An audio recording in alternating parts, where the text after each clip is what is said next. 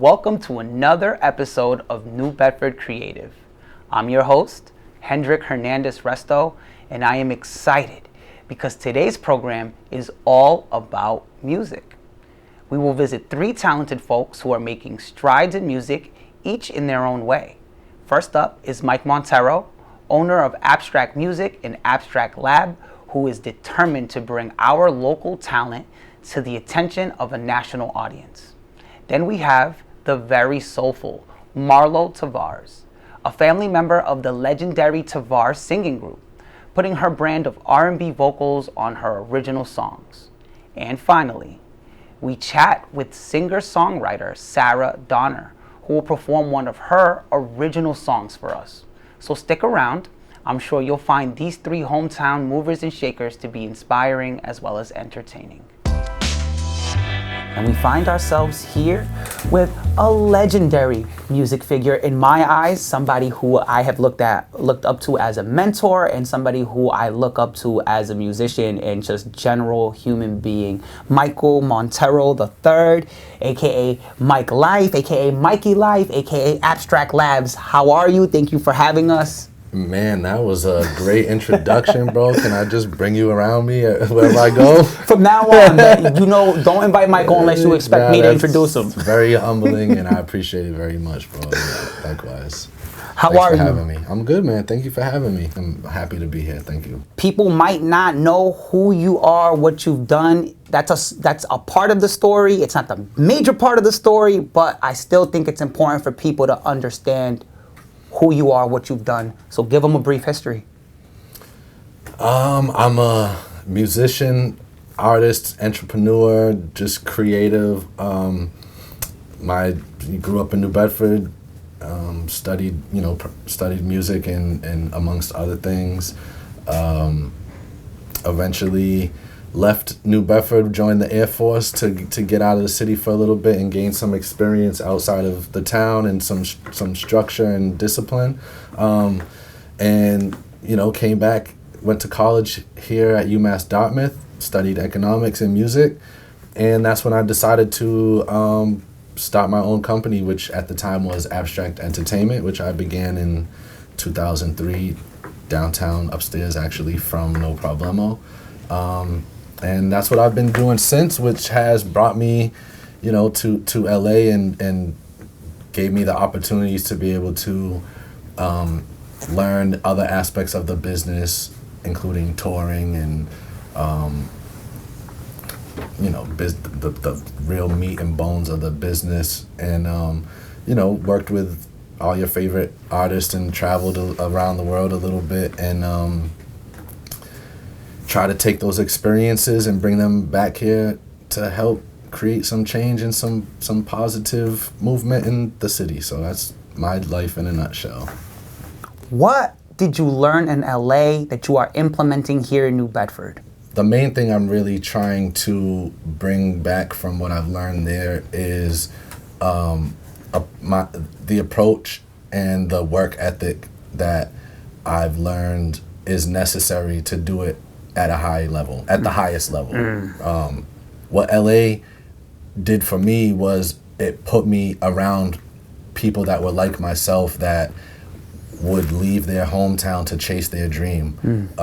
And there's not a lot of people that will do that. And that creates a certain kind of energy when you're around people that are like that. And to me, that's really the one of the main things that I'm trying to bring back home through these ventures is that expectation that we can be great and we should be great, and to hold each other and ourselves to that standard. Since being back home, what is the objective? Well, the main objective, I guess, would be to encourage and motivate us to elevate our expectations. With that comes ownership and having control over our lives, and our destination is a big part of what I'm trying to push. I think that is the answer to a lot of what ails us. If we control it, it's up to us, and we have that freedom, and so that's kind of where I'm at.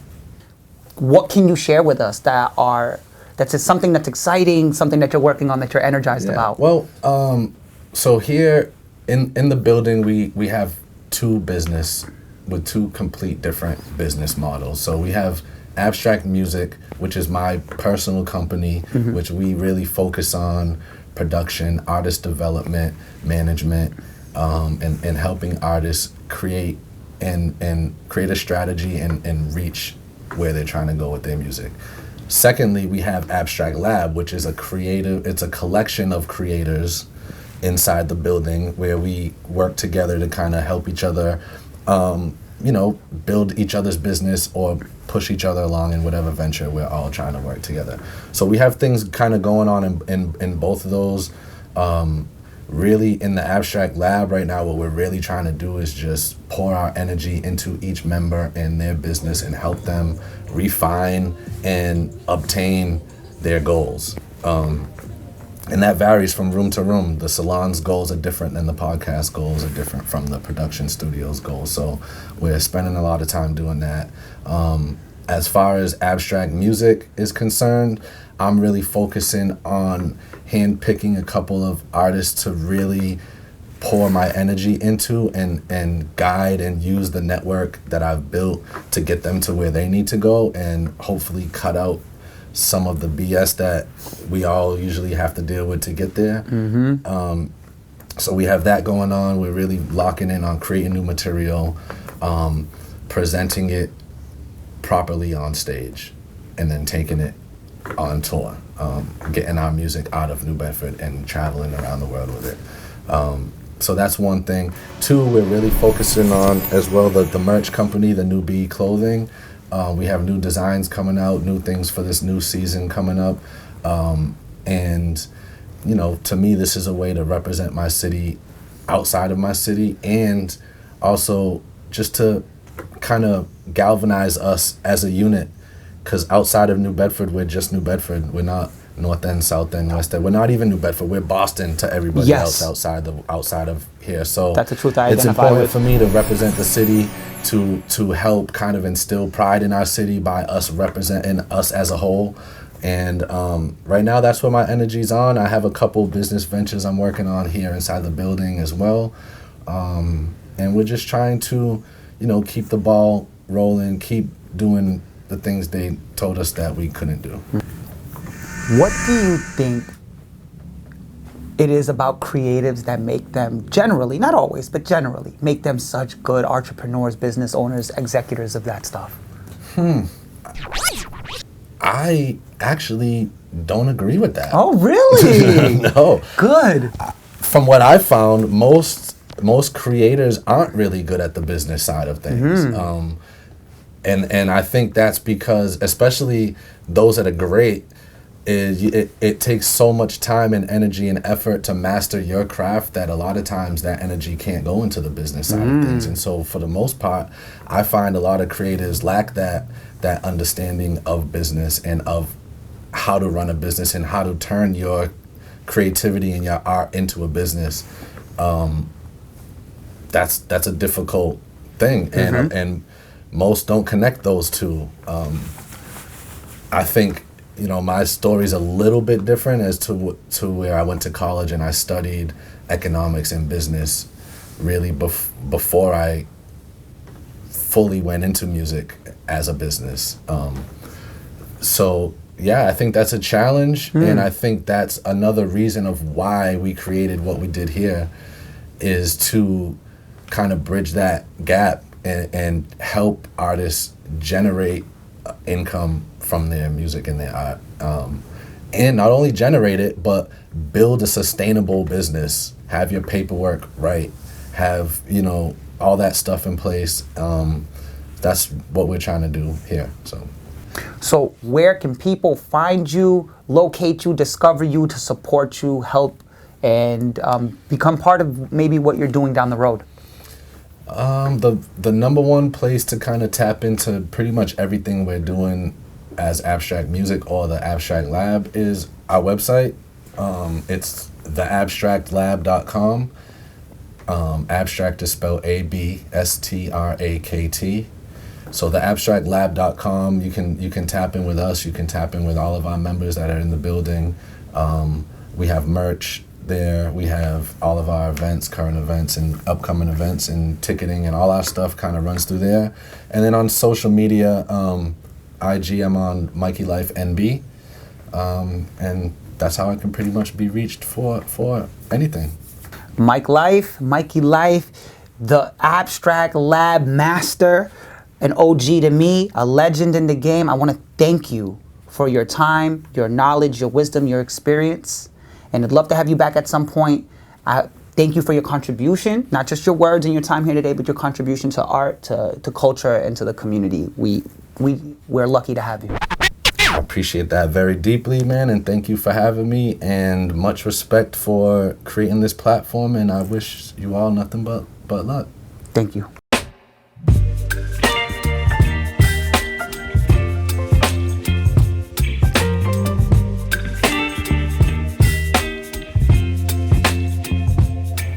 We are doing a highlight on musicians. Something that I'm familiar with and something that most of you should be familiar with, since we have so many wonderful musicians. We'll be highlighting a few here, and I want to thank you for joining me. I am accompanied here today at the beautiful Abstract Labs by the wonderful Marlo Tavares. How are you, Marlo? I'm good, how are you? I am fantastic. Good. It's wonderful to have you. Thank you for joining us. Thank you for having me. So, as a musician here in this wonderful city of New Bedford, what has your experience been like? Where did you get started? Where are you now? Honestly, I've been around music since I could talk, since I was, in my mom's belly. But I'm a Tavares kid, so I've just been around music forever, just watching my grandparents sing and my great uncles harmonize, like at family events and stuff like that was a big deal for me. Like just being able to hear that group sound and, the group sound. Mm-hmm. I don't know. You're speaking of the mighty Tavares, right? Yes, the world famous Tavares. Yes, toured with Michael Jackson. Yeah, whoa, yeah. Mm-hmm. Some things, I don't know everything, you know. But other than that, my dad was a co-founder and artistic director at the House of Music of New Bedford, so that was big for like me being an artist as a child, you know what I mean? Because myself as an artist now and myself as an artist when I was a kid is two different Marlos, you know what I mean? I feel like I was much more into dance and I didn't really know how to sing at the time, but I was still like dibbling and dabbling and trying to find my confidence in that area. But that was a big deal for me, like performance-wise, just getting on the stage and getting more comfortable with people and showing off your talent and learning how to showcase your actual abilities, like not being shy. So what within New Bedford have you found to be inspirational?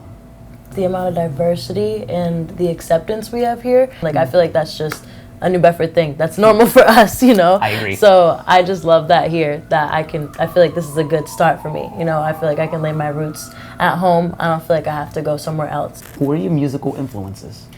I would say that my biggest music influence is definitely my father, because I feel like he filters all the influences that I listen to and that I take from and the advice that he gives me, you know what I mean? Like, he's always told me to listen to the greats, because the people that I was listening to, that's who they listen to, you know what I mean? And that's how they got to where they are and who they are. So my favorites would definitely be like Solange, Brandy, Stevie Wonder, Anita Baker, you know, like some classics. I like the classics for sure. Agreed. If I'm like thinking musicality and like just what makes me feel good, like SWV, 702, like that old school R&B girls group, Destiny's Child. Like, I just love to sit and be like, yeah, you know what I mean? Like, it just makes me feel like that. Yes. Definitely. But yeah, I feel like people who write their music and have a big part to play in their music definitely influence me the most, because that's what I want to do. So I take like from everything that they create. Where do you see Marlo Tavares in 5 years? I say within the next 5 years, I definitely see myself quitting my job and being able to be like a full-time artist, because right now I serve and I'm an artist, you know what I mean? Like, I definitely take art as my priority, but I have to pay the bills, you know, somehow. So I'm definitely working on the whole passive income part of it and being able to be like, you know, I'm gonna work on an album for a month and go here and go there and still be able to do it and still get my bills paid and make a video while I'm here and have content dropping every week while I'm there. You know what I mean? Like have pre-recorded videos and stuff like that just to be able to drop and make money from, because that's really, you know. I'm not lying. Yeah, I'm not lying. I'm not lying. Working with Michael Montero and Abstract Labs, what has that experience been like? What is it that you're working with? It's been great. I feel like I've truly developed as an artist here. Like I started writing my first songs here. I've recorded my first songs here, like that I've written myself, you know what I mean? Something I can really be proud of. So it's been amazing being able to bounce off the team for ideas like that. I've had help with learning how to mix and just getting my hands dirty, you know what I mean? Really learning a little bit of everything, because that's really what everybody does here. Like a little bit of everything, you know what I mean? It's really nice, especially having Mikey like as an influence and just being able to ask any question or be like, yo, can you meet at this time? Just talk, have lunch, hang out. But also having someone to put you in the right rooms, you know what I mean? And an advocate. It's nice. I like that. I need that, definitely. So how has the legacy and history of the legendary Tavares affected and influenced you? Honestly, I feel like it's affected and influenced me because it's literally affected and influenced everything I do to this day, you know what I mean? Like, just being in the house and having James Brown be the first song that comes out of my mouth, you know what I mean? At 3 years old, if you leave me, I'll go crazy. And I would sing that to my parents, like, for them to let me back in the room, you know what I mean? Like I'd be like, why did you just put me in my room to go to bed? I'm supposed to be sleeping in the middle with you guys. Like, what is this? We're a unit. Like, come on. Since 2003. But, yeah, I feel like that's a big deal. Just having the strong powerhouse, like, behind me, you know what I mean? Those powerful, trailblazing voices, you know what I mean? Like, just crazy. It's weird to think about sometimes. But also being able to be like, you know, do you know the Tavares? Like, Heaven Must Be Missing an Angel? Saturday Night Fever Tavares? Like, do you know the Tavares? Like, I use that line all the time in Providence at work, you know what I mean? Like, and that's my segue to be like, yeah, go check out my music, Apple Music, every platform, you know what I mean? Especially with the older crowd, because, you know, they think we don't know what they're talking about. I have a grandmother, you know what I mean? Like, I know full well. But yeah, it's been big for me to be able to just go to my grandfather and be like, Papa, I just built a studio in my house, you know what I mean? Like, things like that, like becoming an adult and also being able to follow in his footsteps and, you know.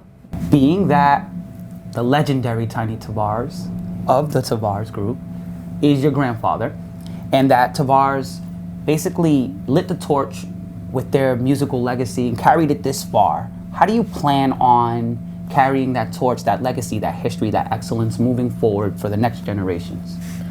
A big way that I plan on carrying that forward would definitely be by taking that old classic sound and making it a little more modern. You know what I mean? Like, still having that feel and that sensation that I get from that 90s, 70s, 80s R&B music, soul music. When you're ready, just say you're ready. Come through, the load won't be heavy. I promise to make it easy. I'm a walking love letter, ready to be written. Shift atmospheres and energies for you to give in. When you text me, I won't delay my reply, 'cause I want you as my lullaby the rest of this life. Uncle Chubby's last show was in New Bedford, and like that was my first show, seeing them all perform together. Like, it was nuts. Like Uncle Butch, my papa, Uncle Chubby, and then my dad was up there, you know what I mean? My uncle was up there, Uncle Marcus. Beautiful. Brent was my dad. Everybody was up there, and it was really nice, like, to stand right on the side with my cousins and be like, that's our family, you know what I mean? Like, take all these videos, just be so proud, like, to see what they do and what they've done around the world. And like Uncle Butch is still doing the splits, so you know they're not going anywhere. God bless him.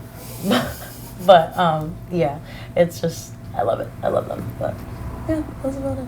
So tell the people, where can they find you, discover you, support you?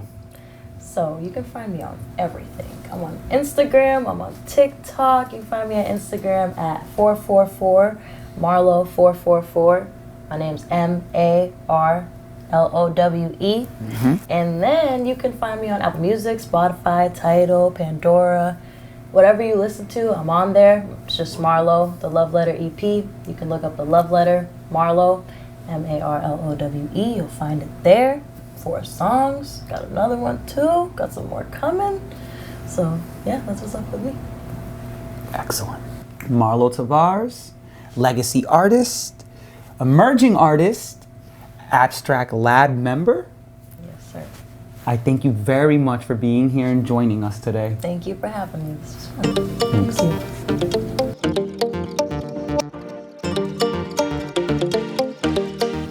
And we are here with singer-songwriter, musical composer, and musical educator, Sarah Donner. Hi, thank you for having me. Thank you for having us.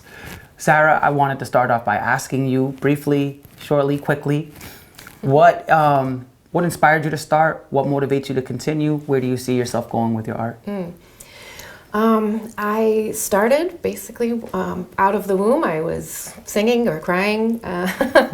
My family was a very musically oriented family. My grandmother played the organ. My dad played guitar and wrote songs as well. So it was just a natural course to keep on going. As the oldest child, I loved making shows and getting attention, and I was able to take that energy and condense it into starting to make my own music and my own shows because I love musical theater. I love singing. I went to school for singing, and I really wanted to do shows, but I didn't like auditioning and asking for permission to do something creative. And so eventually, once I had a guitar in my hand and I could compose my own things, I made my own show. Yes. And so that's how I got there. And continuing, I currently am a music director for South Coast Children's Theater, and I love teaching young ones to use their voice and to take up space. And it inspires me to keep creating, and in my own work and my own songs, I'm learning how to be more open and be more personal and, oh, hi, and, just let a certain amount of vulnerability of myself come out through my music. And I find that tends to be the thing that connects with people and also makes me happy. Could you comment on the impact of receiving the ArtNet ARPA grant? Yes. In the past, I have had to raise money through Kickstarter or different crowdfunding methods, and to have the money to go ahead and make the music and not be beholden to, not that I'm beholden to my fans or the people that give me money, but there is that extra leg of work that you have to do with crowdfunding.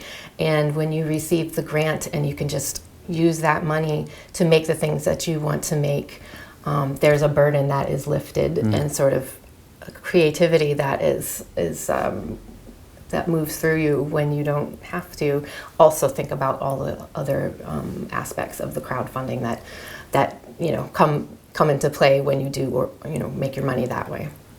Sarah, and thank you for answering everything that I had to ask. Beautiful answers and a great self-expression. We were hoping that you could perform a song for us. Well, yes, I can. Absolutely. Yep, I'm going to perform a song called Whalers and Sailors, and I wrote this song actually while I was living in New Jersey for a period of time because I was missing my homeland. Beautiful.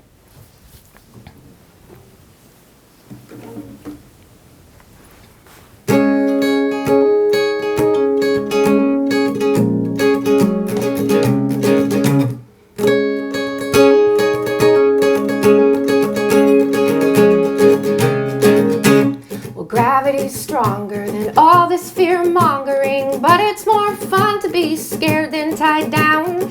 That which divides us can also unite us, but irony went out of style and out of this town. Out of this town, out of this town, out of this town, this town, this town. I get distracted and can't be proactive with scuppers and sails in my periphery. But I will eat better before I eat butter and season my alcohol with salt from the sea. Salt from the sea, salt from the sea, salt from the sea, the sea, the sea. And I'm fairly certain I'm more than what I hear, but I haven't heard if it's here or if it's there. And if someone asked me, I'd be all they want. I'll wait for you in the parking lot, I'll wait for you in the car.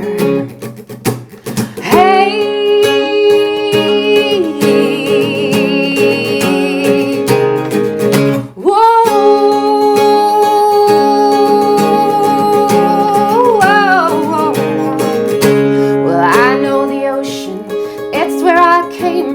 home is the smell of the sea at low tide. And once there were whalers, well now there are sailors. And we all have ghosts in the back of our mind, back of our mind, back of our mind, back of our mind, our mind, our mind. Who will I marry and who will carry me into the ground and out of this life? Scatter me over the mouth of the river and let me dissolve like the stars in tonight. Stars in tonight, stars in tonight, stars in tonight, tonight, tonight. And I won't be the lily maid who drifted off the shore, lay down in her boat and was heard from no more. Hurricanes will drown me before heartbreak does. Tape up the pains of love, wait for the rains to come. Tape up the pains of love, wait for the rains to come.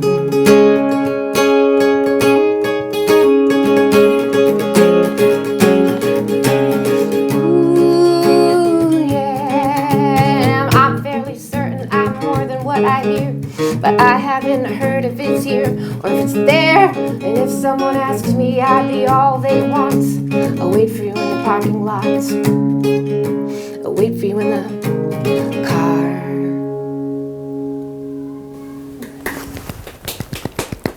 Thank you. So beautiful.